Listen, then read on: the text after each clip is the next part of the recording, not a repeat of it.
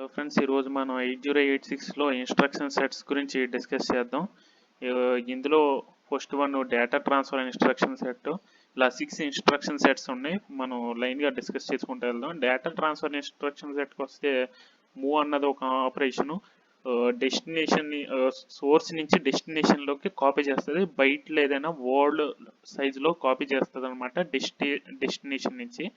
అది పుష్ అంటే మనకి ఉన్న కంటెంట్ స్టాక్లోకి పుష్ చేస్తుంది అనమాట. స్పెసిఫిక్ వర్డ్ అనమాట. ఏ రిజిస్టర్ వర్డ్ డేటా అయినా మనం పుష్ ద్వారా మనం స్టాక్లోకి పుష్ చేసుకుంటాం.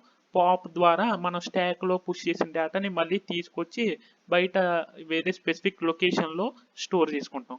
ఎక్స్చేంజ్ అంటే ఏదైనా 2 రిజిస్టర్స్లో ఎక్స్చేంజ్ చేసుకుంటాం అనమాట. డేటాని 2 రిజిస్టర్స్ ఉంటే ఆ 2 రిజిస్టర్స్ డేటాని ఒక దాంట్లోది ఇంకో దాంట్లోకి ఎక్స్చేంజ్ చేసుకుంటాం. XLAT అంటే బయట ఏఎల్ రిజిస్టర్లోకి డేటాని ట్రాన్స్ఫర్ చేస్తుంది అనమాట. అది సింపుల్గానే ఇన్పుట్ అవుట్పుట్ ట్రాన్స్ఫర్ ఇన్స్ట్రక్షన్స్ ఇవి. ఇన్ అని రాసాం అనుకోండి, copy a byte of word from specific port to accumulator. ఒక బైట్ ఆఫ్ కోడ్ కానీ వర్డ్ కోడ్ కానీ అక్యుములేటర్లోకి స్టోర్ చేస్తుంది అనమాట ఇన్ ఆపరేషన్ చేసినప్పుడు. అవుట్లో కూడా అంతే, కానీ అవుట్లో ఏంటి, డేటా ట్రాన్స్ఫర్ చేస్తుంది బయటికి. LE అంటే లోడ్ ఎఫెక్టివ్ అడ్రస్ అనమాట. Load effective address of ఆపరెండ్ into specific register. అంటే ఆపరెండ్కి ఒక అడ్రస్ ఉంటుంది కదా, ఏదైనా ఒక ఆపరెండ్ ఉంటే దానికి అడ్రస్ ఉంటుంది. ఆ అడ్రస్ని ఒక రిజిస్టర్లోకి స్టోర్ చేస్తుంది అనమాట. లోడ్ ఎఫెక్టివ్ అడ్రస్ అంటే ఆపరెండ్ అడ్రస్ని రిజిస్టర్లోకి స్టోర్ చేస్తుంది. లోడ్ డిఎస్ రిజిస్టర్లోకి అండ్ అదర్ స్పెసిఫిక్ రిజిస్టర్లోకి మెమరీని లోడ్ చేస్తుంది. ఓకేనా.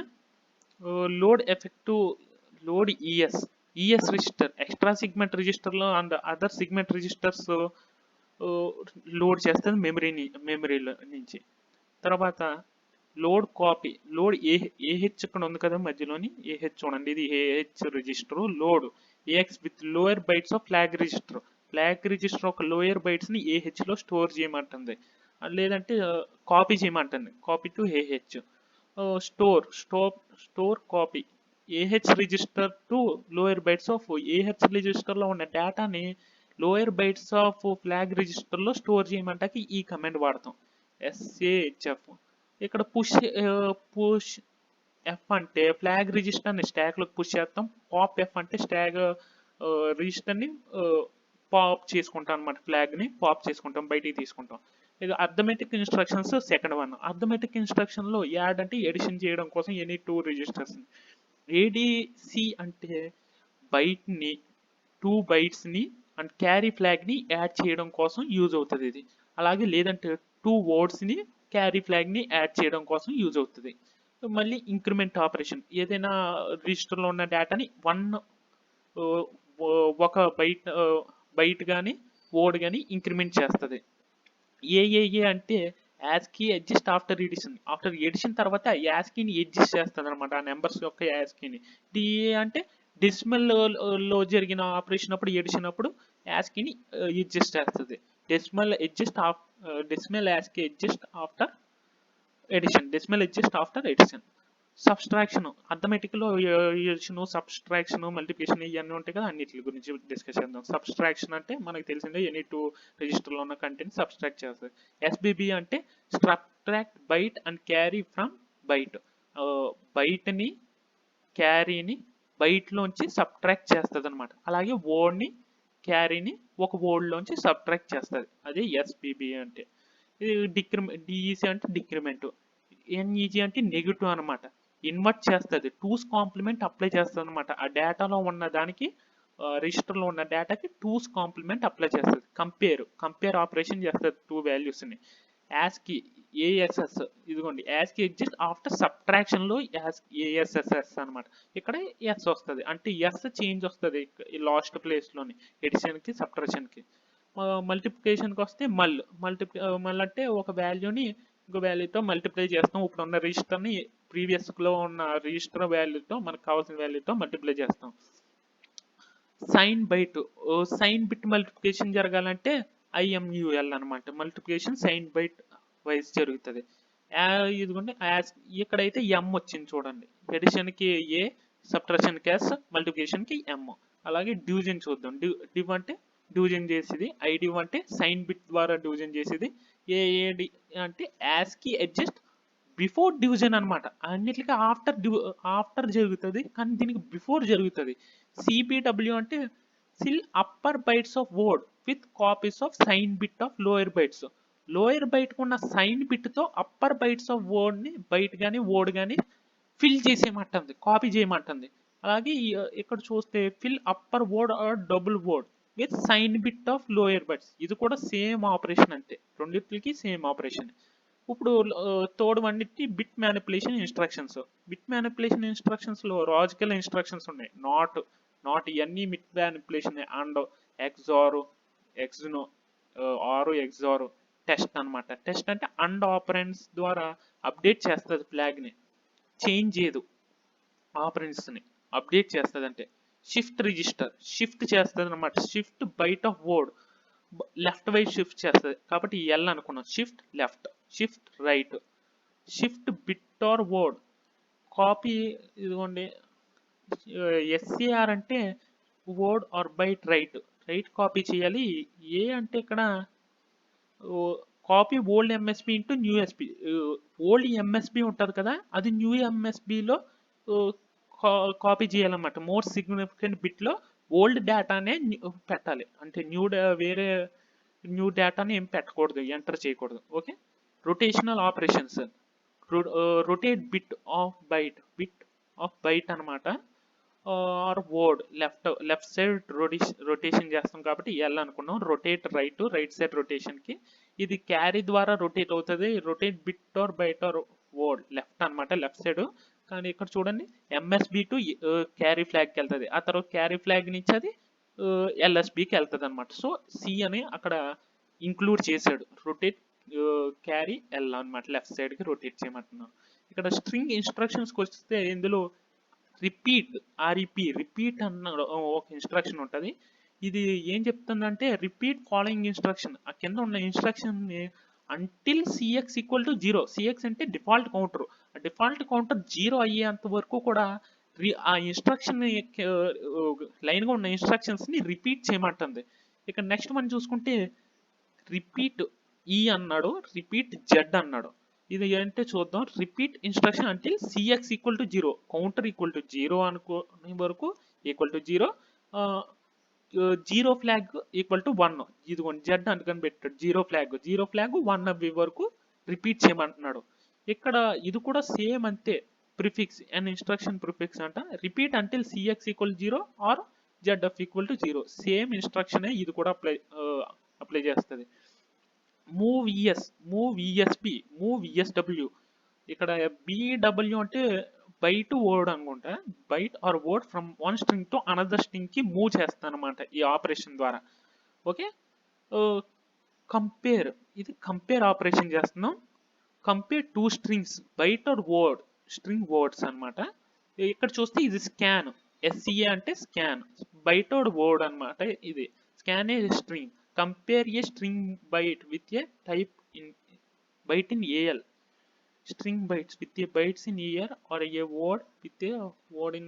ఇదంతా అర్థం కావట్లేదు, వేరే దానికి వెళ్దాం. లోడ్ ఇది కూడా అంతే, byte wise word wise load చేస్తుంది అనమాట. Load string byte into AL రిజిస్టర్లోకి లోడ్ చేస్తాం. ఒక స్ట్రింగ్ ఇచ్చుకుంటాం. ఆపరేషన్ మన ఎగ్జాంపుల్ చేసేటప్పుడు బాగా అర్థమవుతుంది ఇందులోనే. Or string word into AX register అంటే బైట్ అయితే ఏఎల్లోకి వెళ్తుంది, వర్డ్ అయితే 16 బిట్ కాబట్టి ఏఎక్స్లోకి వెళ్తుంది. అది ఎక్కడ అనుకోండి, ఈ స్టోర్ ఎస్టీఓ అన్నాం అందుకని ప్రిఫిక్స్కి స్టోర్. ఇక్కడ బైట్ వర్డ్ ఇచ్చాడు చూడండి. స్టోర్ బైట్ ఫ్రమ్ ఏఎల్ నుంచి స్ట్రింగ్లోకి స్టోర్ చేసుకోమంటున్నాను. వర్డ్ ఫ్రమ్ ఏఎక్స్ టు స్ట్రింగ్లోకి స్టోర్ చేసుకోమంటున్నాడు అన్నమాట. ఒక స్ట్రింగ్ని తీసుకోమంటున్నాడు దీని నుంచి బయటికి. ఓకేనా. ఇది కూడా అంతే అనుకుంటా. Compare a string byte with a byte in AL. స్ట్రింగ్ని కంపేర్ చేయమంటున్నాడు, స్కాన్ అంటే compare. Or a word AX రిజిస్టర్లో స్కాన్ చేయమంటున్నాడు. ఈ రెండింటిని కంపేర్ చేయమంటున్నాడు అన్నమాట. దీంతో కానీ దీంతో కానీ, బైట్ అయితే అది, వర్డ్ అయితే ఇది. ప్రోగ్రామ్ ట్రాన్స్ఫర్ ఇన్స్ట్రక్షన్స్ ప్రోగ్రాంలో ఉండి ట్రాన్స్ఫర్ ఇన్స్ట్రక్షన్స్ కాల్ ఎక్కడ వాడతామో మనం ఇంటరప్ట్ వచ్చినప్పుడు కాల్ ప్రొసీజర్ కోసం కాల్ వాడతాం, అప్పుడు సబ్ రొటీన్ రన్ అవుతుంది. ఇప్పుడు ప్రజెంట్ ఎగ్జిక్యూషన్ ప్రోగ్రామ్ స్టాక్లో స్టోర్ చేసేసి అప్పుడు ఇంటరప్ట్ ఎగ్జిక్యూషన్కి వెళ్తాం. ఆర్ఈటీ అంటే రిటర్న్ ఫ్రమ్ ప్రొసీజర్. ఆ ఎగ్జిక్యూషన్ చేసేసాక ఇంటరప్ట్ రిటర్న్ వస్తుంది అనమాట, return back to main program వస్తుంది. Jump go to specific address location అనమాట. జంప్ అనే ఇన్స్ట్రక్షన్ వచ్చి ఇక్కడ ఒక అడ్రస్ ఇస్తాడు, ఏదో లేబుల్ ఇస్తాడు, ఆ లేబుల్ దగ్గరికి జంప్ అయిపోతుంది ఈ ప్రోగ్రామ్. ఓకేనా. తర్వాత ఇన్స్ట్రక్షన్స్ చూస్తే జంప్ ఇన్స్ట్రక్షన్స్ ఇచ్చాడు. జే అంటే jump if above, jump if above అంటే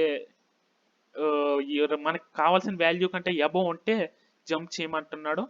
jump if above or equal అంట, ఎబో కానీ ఈక్వల్ కానీ ఉంటే జంప్ చేయమంటున్నాడు. అది less than or equal to, greater than or equal to ఉంటాయి కదా మ్యాక్సిమం, అలాంటి ఇన్స్ట్రక్షన్స్. జంప్ ఇఫ్ బిలో అయితే జంప్ చేయమంటున్నాడు. Jump if below or equal అయితే జంప్ చేయమంటున్నాడు. Jump if carry flag set అవుతే జంప్ చేయమంటున్నాడు. జంప్ ఇఫ్ ఈక్వల్, ఆన్సర్ కనుక ఈక్వల్ అవుతే జంప్ చేయమంటున్నాడు.